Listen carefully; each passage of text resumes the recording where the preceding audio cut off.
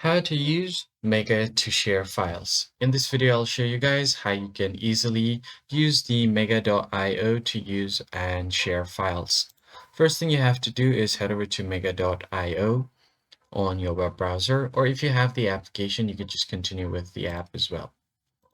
Once you open it up, just go ahead and log into your account, or if you don't have one, you could just go ahead and sign up for a new one.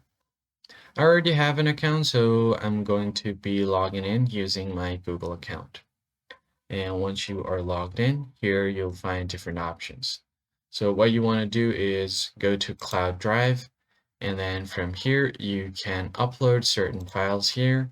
So what I'm going to do now is create a folder first that I would like to share. So if I click on Add, I'm going to create a new folder. So I'm going to name it something like shared folder. Let's just create this. I'm going to go inside this folder and add some files here. Click on add and then click on upload file. Now I'm going to head over to pictures and add these files right here. And click on open or hit enter to upload the files here. All right, so once the files have been added, I've added some pictures of old cars. So I'm going to go back to my cloud drive and I'm going to click on the shared folder. Once you click on it, you are going to have these options right here. So you can share a link, you can download, you can share folder. So if you click on share folder, here you can invite contacts. So you could choose their access. You could give them read only, read and write, or full access. So just type in their username.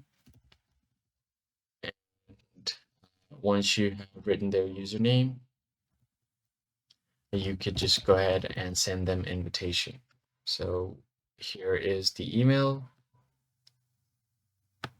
And once that is done, you could add a note if you want, or you could just go ahead and tap on share.